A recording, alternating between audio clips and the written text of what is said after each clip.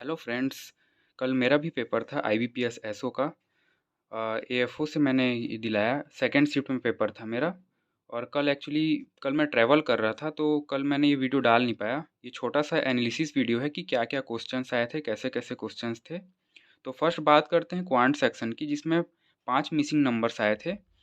और मुझे 4 ही missing numbers याद हैं जो एग्जैक्ट थे। यही मिसिंग नंबर्स थे, 4 जो एग्जैक्ट थे। एंड बाकी उसके बाद एक पाई चार्ट आया था जिसमें 5 क्वेश्चंस पूछे गए थे। सोसाइटी में मेल और फीमेल्स की कुछ डाटा दी हुई थी, उसके अकॉर्डिंग हमें बनाना था। और फर्स्ट पाई चार्ट में यहाँ पे मेल परसेंटेज दिया था एंड सेकंड में फीमेल परसेंटेज था। एंड नीचे में कुछ नोट करके लिखा हुआ था, वो मुझे उतना याद है नहीं। यहाँ से कुछ इक्वेशन बन रही थी जिससे हमें मेल का परसेंटेज पता चल रहा था, उसे हमें इक्वेट करना था। यहाँ पे कुछ था वो तो याद नहीं उतनी। और उसके बाद जो था सेकेंड डीआई में एक टेबल डीआई थी जो कि पी परसेंट करके कुछ था उसमें, जो पी परसेंट निकलने से पूरी डीआई डिकोड हो जा रही थी उसके बाद। एंड फिर बार ग्राफ सबसे इजी डीआई थी जो कल आई थी। इसमें रेशियो दी हुई थी, टोटल डाटा दिया हुआ था और रेशियो दी हुई थी। यहाँ से इक्वेट करके हमें रेशियो की वैल्यू निकाल लेनी थी।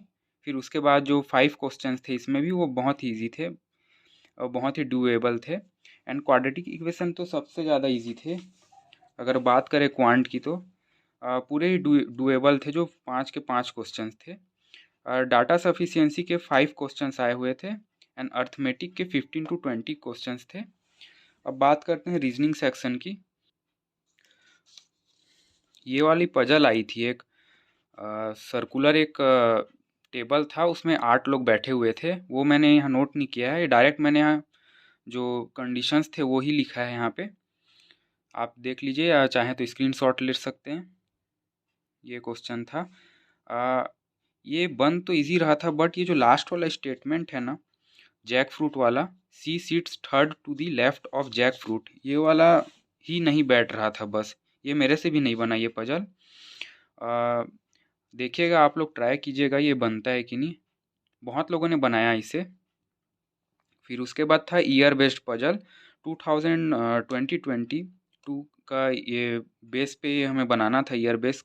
5 क्वेश्चंस थे, मंथ बेस्ड थे 5 क्वेश्चन, ऑर्डर एंड रैंकिंग से 3 क्वेश्चंस थे। और ये बहुत ही कंफ्यूजन थे। वो क्वेश्चंस तो वो आंसर तो सॉल्व हो गया ऑर्डर एंड रैंकिंग के, बट जो 3 क्वेश्चंस पूछे थे वो हो ही नहीं रहे थे, बहुत ही डिफ़िकल्ट लेवल के थे।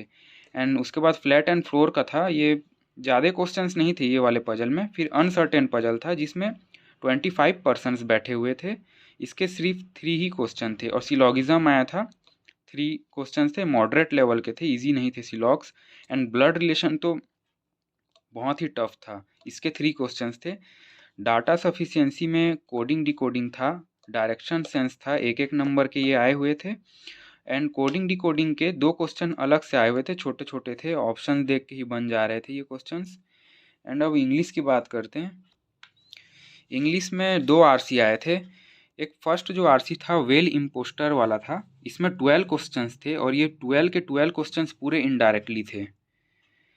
और उसके बाद इसमें जो एंटोनिम एंड सिनोनिम वाले जो क्वेश्चंस थे वो ऑब्जर्व आया हुआ था और एक सिस्टमेटिक आया था। ऑब्जर्व में ये 4 ऑप्शंस थे, अबाइड बाय और सॉरी यहाँ डिटेक्ट आएगा, यहाँ मैंने लिखा नहीं है, डिटेक्ट होगा इसमें, detect, note and discover. 4 option थे और ये सिस्टमेटिक का आया हुआ था। इसमें डिसऑर्डरली, ये एंटोनिम पूछा था सिस्टमेटिक का, और ऑब्जर्व का सिनोनिम पूछा था। इसके ऑप्शंस थे disorderly, generally, universal, extrinsic, localised.